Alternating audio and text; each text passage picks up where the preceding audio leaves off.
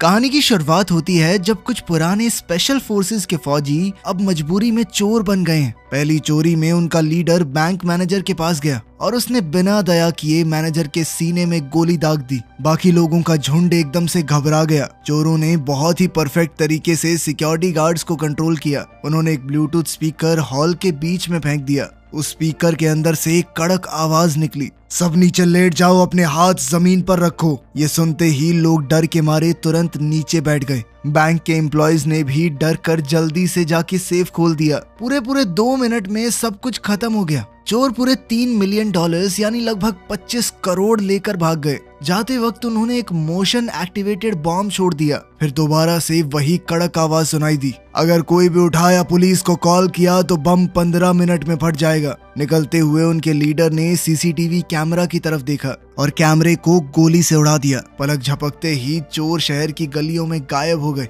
FBI को crime के 25 minute बाद रिपोर्ट मिली। सीन पर सिर्फ एक ही हिंट था, बॉम्ब पर लगा हुआ एक फिंगरप्रिंट, उसके अलावा और कोई सबूत नहीं। सेक्रेटरी जॉनथन समझ नहीं पाया कि इतनी आसानी से चोरी हो गई। उसके बाद भी चोरों ने बैंक मैनेजर को क्यों मार दिया? क्या इसके पीछे कोई बड़ा राज है? ये जानने के लिए जॉनथन सबूत ढूंढने निकला, पर उसके साथी ने बताया कि पुलिस बम ले जा चुकी है। पुलिस इस मामले में क्यों पड़ रही है ये देखकर वो चिढ़ गया। गुस्से में वो पुलिस स्टेशन गया पुलिस चीफ ब्रायन को ढूंढने के लिए और उससे सीधा पूछा कि ये FBI का केस है, इसमें टांग क्यों अड़ा रहे हो तुम, और जो भी सबूत मिले हैं उन्हें मेरे हवाले कर दो। ये सब सुनकर ब्रायन थोड़ा घबरा गया। उसने बताया कि फिंगरप्रिंट जेम्स नाम के एक आदमी का है जो पहले स्पेशल फोर्सेस में था। आज से करीब 5 साल पहले जेम्स और उसकी टीम ने कॉलेज के कुछ स्टूडेंट्स को किडनैप करके फिरौती की मांग की और फिर जब टाइम पे पैसे नहीं मिले तो सबको मार दिया। फिर फौज की एक दूसरी यूनिट गई और उन सभी बागी कमांडोज को मौत के घाट उतारा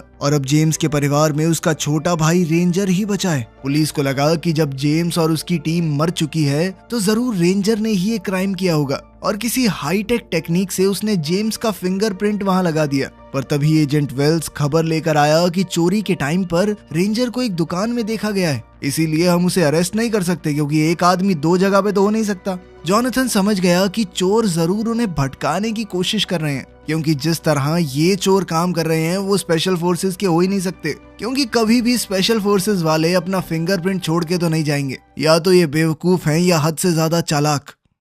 एजेंट्स इस केस की छानबीन कर ही रहे थे तभी फिर से एक दूसरी चोरी हो गई। इस बार चोरों ने बैंक मैनेजर के घर वालों की जान लेने की धमकी देकर उससे बैंक का सेफ खुलवाया था। मैनेजर ने ईयरपीस पहना और बैंक के अंदर गया। मैनेजर ने डर के मारे सब लोगों को ब्रेकफास्ट करने भेज दिया और फिर तिजोरी खोली। काम होता देखकर चोर बैंक की तरफ बढ़े और जैसे ही चोर बैंक में घुसे उनका सामना एक फीमेल एम्प्लॉय से हो गया जो वहां से जा ही रही थी। डर के मारे वो अलार्म बजाने जा ही रही थी पर मैनेजर ने उसे रोक दिया। चोर ने फिर से स्पीकर से वही आवाज चलाई और पूरे बैंक को अपने कंट्रोल में ले लिया, पर इस बार उन्होंने पैसे नहीं बल्कि सेफ में रखे हुए कुछ डॉक्यूमेंट्स लिए। और सबसे अजीब बात तो ये थी कि उन्होंने घायल गार्ड को भी ठीक करवा दिया। उस फीमेल एम्प्लॉय से उसकी मरहम पट्टी करवा दी। इससे लग रहा था कि वो बिना बात लोगों को नहीं मारते, तो फिर पहली चोरी में मैनेजर को क्यों मारा? थोड़ी देर बाद ही जवाब मिल गया। बारिश में तीसरा मैनेजर ऑफिस जाने वाला है, तभी एक चोर ने उसकी गाड़ी का दरवाजा खोला,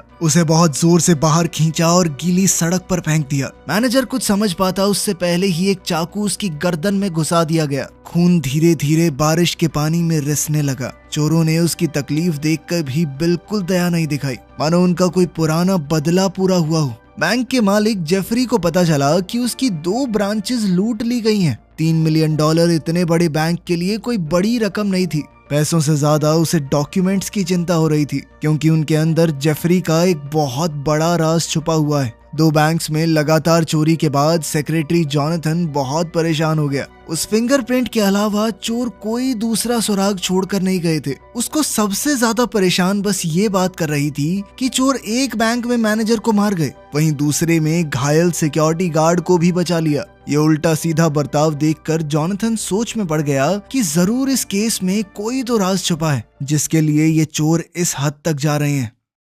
इसके बाद जॉनथन ने बचे हुए बैंक मैनेजर से पूछताछ की उसे लगा नहीं था कि मैनेजर कुछ खास बता पाएगा, पर मैनेजर ने एक नया सुराग दे दिया। जोनाथन ने पूछा कि क्या बैंक का मालिक जेफरी यहाँ अक्सर आता है। मैनेजर ने बताया कि जेफरी एक बहुत ही अमीर आदमी है। उसके नाम पर देश भर में लगभग 3000 बैंक की ब्रांचेज हैं। उसके पास इन छोटी मोटी ब्रांचेज में आने का टाइम नहीं है। हमारी सबसे बड़ी ब्रांच में भी वो साल में शायद 1 या 2 बार जा पाता है, तो इतनी छोटी ब्रांच में आना बिल्कुल भी नॉर्मल नहीं है। पर अजीब बात ये थी कि जेफरी हर रोज इस छोटी ब्रांच में आ रहा था, वो भी बिल्कुल क्लोजिंग टाइम पे। वो खुद तिजोरी को चेक भी करता। ये सुनकर जोनाथन को तुरंत लगा कि इसमें कुछ तो गड़बड़ है। फिर एक कलीग ने हिला देने वाली खबर दी। चोरी किए गए नोटों का सीरियल नंबर ट्रैक करने से पता चला कि वो $3 मिलियन किसी चैरिटी को दान कर दिए गए हैं। इतनी बड़ी जानकारी पुलिस चीफ ब्रायन ने फिर से जोनाथन को नहीं बताई। जोनाथन को इस बात पर बहुत गुस्सा आया। उसने नए एजेंट वेल्स को ब्रायन के साथ मिलकर इन्वेस्टिगेशन करने का ऑर्डर दिया। टेक्निकल डिपार्टमेंट ने एक गोली के ऊपर मिले फिंगरप्रिंट से कंफर्म किया कि ये भी जेम्स का ही है। जोनाथन सोच में पड़ गया कि एक मरा हुआ आदमी जिंदा कैसे हो गया, लेकिन अब तो दोनों जगहों पर ऐसी चीजें मिली हैं जिसमें जेम्स के फिंगरप्रिंट हैं। अब वो सोच में पड़ गया कि उस पुराने किडनैपिंग वाले केस में जरूर कुछ बात होगी। साथ ही जोनाथन ने अपने एक साथी से कहा कि जेफरी के ऊपर अच्छे से नजर रखो और इसका कच्चा चिट्ठा निकालो पूरा। अगले दिन बैंक मैनेजर के फ्यूनरल पर जेफरी भी वहां पहुंच गया और उसके साथ ही उस एरिया का नेता भी। तो छोटी ब्रांचेस के मैनेजर्स की मौत पर इतने बड़े लोगों का आ जाना बहुत अजीब है। जोनाथन के साथ ही स्टॉकवेल ने ये पूरी बात उसे बताई। इस तरह की चीजें देखकर जोनाथन का शक बढ़ने लगा। वहीं ब्रायन मजबूरी में वेल्स के साथ इन्वेस्टिगेट कर रहा था। उन्हें एक गवाह मिल गया, ज्वेलरी शॉप का सिक्योरिटी गार्ड। उसकी आदत थी कि अगर कुछ गड़बड़ लगे तो वो गाड़ियों का नंबर नोट कर लेता था। उसने चोरों की गाड़ी का नंबर नोट कर लिया था और चेक करने पर पता चला कि ये गाड़ी रेंजर की है। इसके बाद ब्रायन ने तुरंत ऑर्डर दिए कि रेंजर को पकड़ लो। इसी वक्त हेडक्वार्टर्स में जोनाथन को एक अजीब सी फाइल मिली। उसने सोचा कि ये कोई इन्वेस्टिगेशन रिपोर्ट होगी, लेकिन उसके अंदर कुछ फोटोज निकली। ये फोटो उस एरिया के नेता और जेफरी की थी। वो दोनों काफी करीबी दोस्त लग रहे थे। फोटो साफ साफ चोरों ने ही भेजा था। इन सारे सुरागों को जोड़कर जोनाथन ने फैसला किया कि उसे जेफरी से सीधी बात करनी होगी। अगले दिन वो बैंक हेडक्वार्टर्स गया और जेफरी से मिला। उसने जेफरी के मरे हुए छोटे भाई का जिक्र किया, जो कि पुरानी किडनैपिंग का विक्टिम था। उसे ही स्पेशल फोर्सेस की उस टीम ने किडनैप किया था और इस सब में उसकी जान भी चली गई थी। जोनाथन के सवालों पर जेफरी बिल्कुल शांत रहा, कोई रिएक्शन नहीं दिया। पर फिर जोनाथन ने एक और सीधा सवाल पूछा, जो डॉक्यूमेंट चोरी हुए उनके अंदर क्या था? ये सुनकर जेफरी का चेहरा लाल हो गया। ये देखते ही जोनाथन समझ गया कि जेफरी का उस छोटी ब्रांच में जाना कोई फॉर्मेलिटी नहीं थी। खैर, जेफरी ने गुस्से में सिक्योरिटी बुलाकर जोनाथन को हेडक्वार्टर से बाहर निकलवा दिया। इस वक्त चोरों ने अपना तीसरा ऑपरेशन शुरू कर दिया। इस बार उनका सीधा टारगेट हेडक्वार्टर्स ही है। चोर बहुत तेजी से काम कर रहे हैं। हर आदमी का रोल एकदम साफ है। उन्होंने जल्दी ही बैंक की मेन लॉबी को पार कर लिया। अंदर सिक्योरिटी काफी टाइट है, कस्टमर्स का रश है, पर चोर बिल्कुल सही तालमेल के साथ घुस गए। वो केबल्स का इस्तेमाल करके मेन एरिया में घुसना चाहते थे। उसी वक्त जोनाथन को जेफरी के गार्ड हेडक्वार्टर से बाहर ले जा रहे थे। उसने चोरों को देखते ही जल्दी से सबको नीचे लेट जाने को कहा। लोग पैनिक में चिल्लाने लगे, इधर उधर भागने लगे। चोरों ने मौका देखकर एक सिक्योरिटी गार्ड को पकड़ लिया। तभी जेफरी भी सामने आ गया। FBI की तरफ से तुरंत गोलीबारी शुरू हो गई। एक गोली गलती से सिक्योरिटी गार्ड को लग गई। जोनाथन ने भी फायरिंग करके एक चोर को घायल कर दिया। लग ऐसा रहा था कि वो घायल हुआ चोर मर गया, पर जब एक सिक्योरिटी गार्ड दूसरे चोर से लड़ने लगा, तभी अचानक से मरा हुआ चोर उठ खड़ा हुआ और उसने हमला कर दिया। हालात खराब होते देखकर जोनाथन ने जेफरी को पहले एक सही जगह पहुंचा दिया और फिर वापस चोरों से भिड़ गया। लेकिन इस बार चोर उस पर भारी पड़ रहे थे। घायल सिक्योरिटी गार्ड के साथ जोनाथन ही वहां से बचकर भाग पाया। तब तक चोर अपना काम पूरा कर चुके थे। एक लंबी लड़ाई के बाद जेफरी के पास सिर्फ एक बॉडीगार्ड बचा, वो भी थकान से गिरने वाला था। सबसे हैरानी की बात ये थी कि सामने खड़े चोर ने बॉडीगार्ड के ऊपर हमला नहीं किया। शुरू से लेकर आखिर तक उनका एक ही टारगेट था, जेफरी। चोर ने तुरंत बॉडीगार्ड को अपना हथियार नीचे करने को कहा, लेकिन तभी उसके एक साथी ने वहां आकर बॉडीगार्ड के माथे में गोली दाग दी। लीडर उस पर चिल्लाया कि क्या कर रहा है तू? पर इतने में जोनाथन ने अचानक हमला करके उस कातिल चोर को मार डाला और लीडर को बंदी बना लिया। ये देखकर चोरों में से एक ने तुरंत एक फीमेल एम्प्लॉय को पकड़ लिया ताकि इस औरत के बदले वो अपने दोस्त को छुड़वा सकें। बाद में दोनों तरफ बातचीत हुई और एक्सचेंज का फैसला हो गया। जॉनथन को पता है कि अगर उसने चोर को छोड़ दिया तो शायद वो खुद जिंदा नहीं बचेगा, लेकिन हैरानी की बात ये थी कि चोर ने अपना वादा निभाया।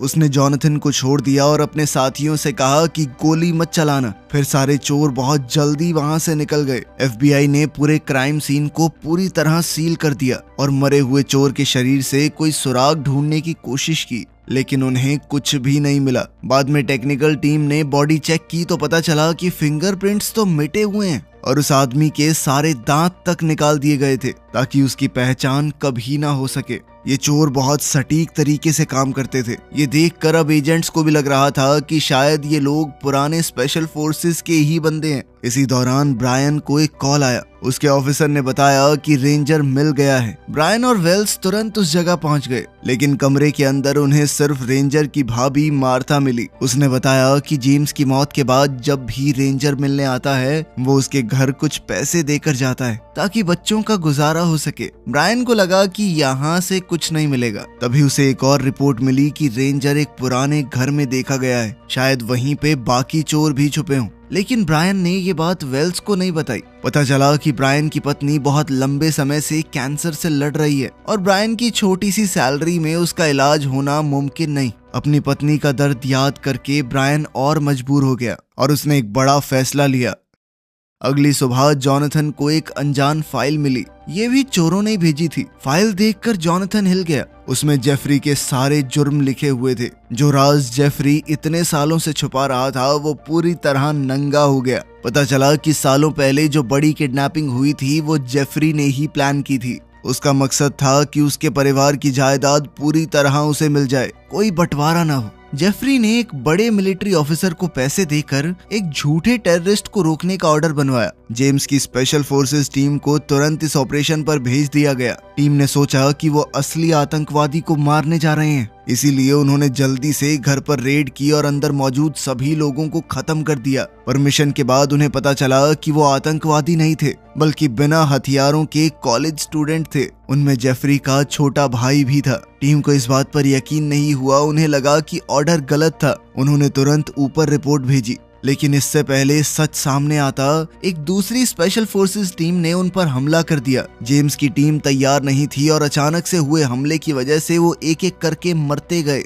जेफरी के भाई के मरने के बाद पूरी जायदाद उस अकेले को मिल गई। उसने फौज के कुछ अफसरों को बहुत सारे पैसे खिलाकर जेम्स और उसकी टीम को गद्दार घोषित करवा दिया ताकि उसका क्राइम छुप जाए। अपने प्लान को परफेक्ट बनाने के लिए जेफरी ने पहले ही जेम्स की टीम के 3 आदमियों को खरीद लिया था। 2 वो बैंक मैनेजर्स थे जो चोरों ने बाद में मार दिए और तीसरा वो नेता जो जेम्स के अंतिम संस्कार पर आया था। इन तीनों ने मिशन वाले दिन कुछ ना कुछ बहाना लगा के छुट्टी ले ली और बाद में अपने ही साथियों के खिलाफ गवाही दी। जेम्स की टीम के खत्म होने के बाद जेफरी ने इन तीनों को अपनी टीम में लिया। एक को नेता बना दिया और 2 को बैंकिंग सिस्टम में डालकर मैनेजर। इसीलिए इन तीनों का रिश्ता इतना गहरा था। जेफरी को लगा था कि उसका राज जिंदगी भर दबा रहेगा। वो इतने समय से एक अमीर और ताकत भरी जिंदगी जीता रहा, लेकिन ये पक्का करने के लिए कि उसके साथ ही उसे धोखा ना दें, उसने सबूत छुपा कर रखे थे जो अगर सामने आए तो सब पकड़े जाएंगे।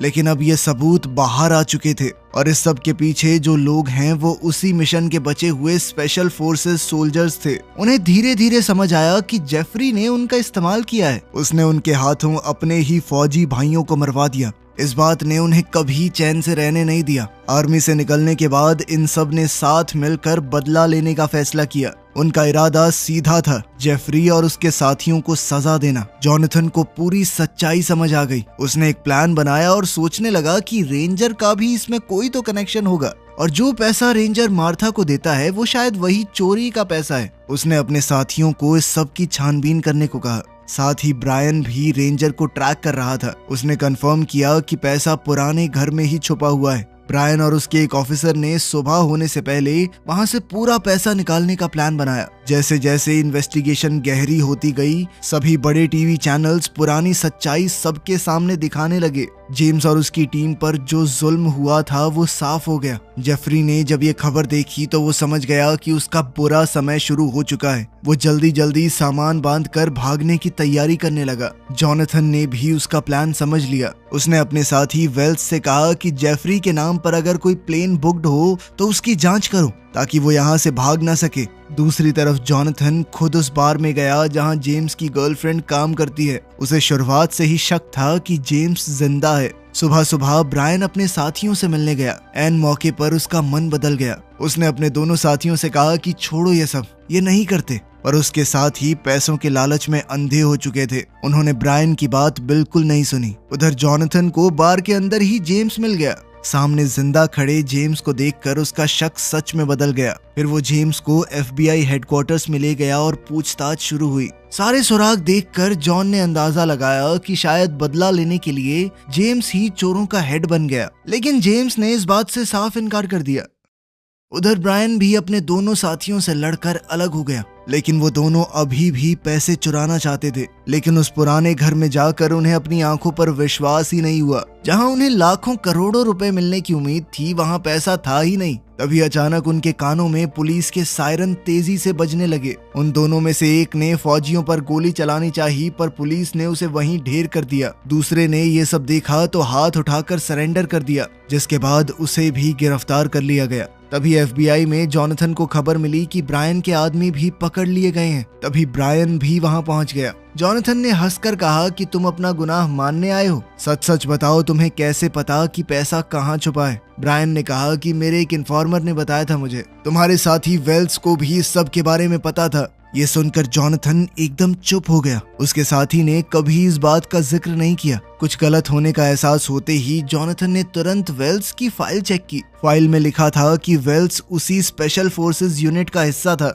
जिसे जेफरी ने इस्तेमाल किया था। मिशन के बाद वेल्स ने अचानक आर्मी छोड़कर FBI ज्वाइन कर ली। जॉनथन को अब सब कुछ समझ आ गया। वेल्स को तो शुरुआत से सब कुछ पता था। उसने ही अपनी पावर का गलत इस्तेमाल करके चोरों को सुराग दिए ताकि वो जेफरी से बदला ले सके, यानी कि वही असली मास्टरमाइंड चोर है। अब पूरा सच सामने आ गया था। जॉनथन ने तुरंत वेल्स को पकड़ने का ऑर्डर दे दिया। पुलिस गाड़ियां तेजी से उसे पकड़ने निकल पड़ी। उधर स्टॉकवेल ने जेफरी की लोकेशन का पता लगा लिया था। दोनों जेफरी को पकड़ने गए पर देर हो गई। जेफरी हेलीकॉप्टर लेकर भाग चुका था। चोरों का बदले का प्लान पूरा नहीं हो पाया। ये देखकर वेल्स अपने गुस्से पर काबू नहीं रख पाया। वो धड़ाधड़ हेलीकॉप्टर पर गोलियां चलाने लगा। ये देखकर स्टॉकवेल कहने लगा, तू पागल हो गया है क्या कर रहा है? वो बोल ही रहा था कि इतने में वेल्स के सभी साथी बंदूकें लेकर वहां आ गए। ये देखकर तो स्टॉकवेल भी समझ गया कि असल मास्टरमाइंड वेल्स ही है। वो हर तरफ से घिर चुका था, फिर भी उसने पूरा जोर लगाया। उसने लड़कर अपने आसपास के चोरों को गिरा दिया और वेल्स को जमीन पर फेंका। उसके धोखे से स्टॉकवेल को बहुत गुस्सा आ रहा था और वो गुस्से में उसे पीटने लगा। इतने में एक चोर ने राइफल का बट स्टॉकवेल के सर पे मारकर उसे बेहोश कर दिया। इतने में पुलिस की गाड़ियां सायरन बजाते हुए आ गई। जॉनथन दौड़ते हुए छत पर आया, लेकिन अब देर हो गई थी। छत पर सिर्फ एक जख्मी स्टॉकवेल पड़ा था। वेल्स और उसके साथी भाग चुके थे। तभी ब्रायन को याद आया कि उसने वेल्स की गाड़ी में एक मैप देखा था। उसे याद है कि उस मैप में एक जगह पर निशान लगा हुआ था। अपनी याददाश्त से वो उस जगह पर पहुंचा। वहां पर वेल्स पैसा शिफ्ट कर रहा था। ब्रायन को देखकर वेल्स ने कहा कि यहाँ से चले जाओ चुपचाप। जब ब्रायन वहां से नहीं गया तो वेल्स ने गोली चला दी, लेकिन वो ब्रायन को यूं ही छोड़ नहीं सकता था। उसने खुद पुलिस को ब्रायन की लोकेशन के बारे में बता दिया और फिर जेफरी को ढूंढने निकल पड़ा। जॉनथन भी उन्हें ऐसे ही छोड़ने वाला तो नहीं था।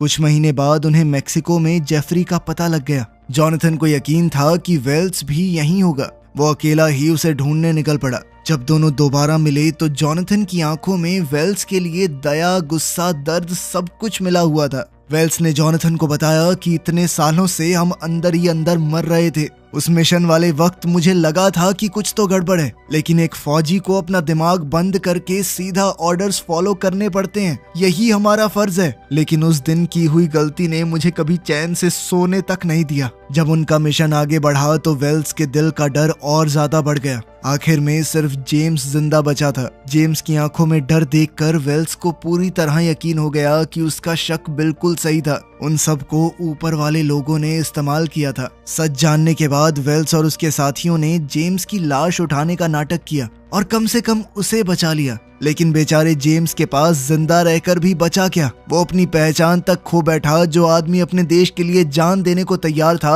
वो अब अपनी जिंदगी अपने ही देश में छुप कर गुजार रहा है, जबकि वेल्स और उसके साथी अपने ही दोस्तों को मारने के दर्द के साथ जी रहे थे। ये पूरी दर्दनाक कहानी रचने वाला जेफरी ही था, इसीलिए उन्होंने बदला लेने का फैसला किया। इस पर जॉनथन ने उससे पूछा कि उन बेगुनाह लोगों का क्या जो इस सब में बिना वजह मारे गए। जॉनथन की आवाज वेल्स के कानों में गूंजने लगी। ये सुनकर वेल्स टूट गया और बोलने लगा कि मेरा सिक्योरिटी गार्ड को मारने का कोई इरादा नहीं था, वो तो बस हो गया वहाँ पर, हमने उसे बचाने की कोशिश की थी। खैर फिर वो दोनों इस बात पर लड़ने लगे कि जेफरी को मारना चाहिए या नहीं। आखिर में जॉनथन ने कहा कि मैंने एक बार तुम पर भरोसा कर लिया, तुमने मुझे धोखा दिया, मैं एक बार फिर से तुम्हारे ऊपर भरोसा कर रहा हूँ, इस बार मुझे पछताना ना पड़े। ये कहकर जॉनथन सीधा जेफरी की तरफ बढ़ा। जेफरी को अपने किए का कोई पछतावा नहीं था, बल्कि वो तो अब भी घमंड से हंस रहा था। जेफरी को अब भी ये समझ नहीं आ रहा था कि उसके साथ क्या होने वाला है। उसे लगा कि मेक्सिको आकर वो सेफ हो गया।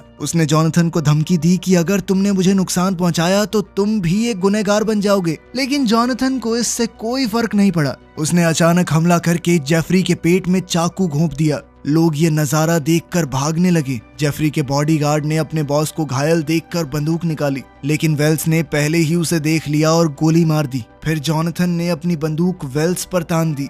अब दोनों एक दूसरे पर बंदूक ताने खड़े थे, लेकिन वेल्स ने अचानक से बंदूक नीचे कर ली और मुड़कर चलने लगा। उसने अपनी किस्मत जॉनथन के हवाले कर दी कि जिंदा छोड़ना है तो छोड़, मारना है तो मार। उसके दिल पर जो बोझ इतने सालों से था वो आज उतर गया और जॉनथन ने भी उसे दूर जाते देख अपनी बंदूक नीचे कर ली। वीडियो पसंद आई तो लाइक कर देना, चैनल को सब्सक्राइब कर लेना। मिलते हैं अगली वीडियो में।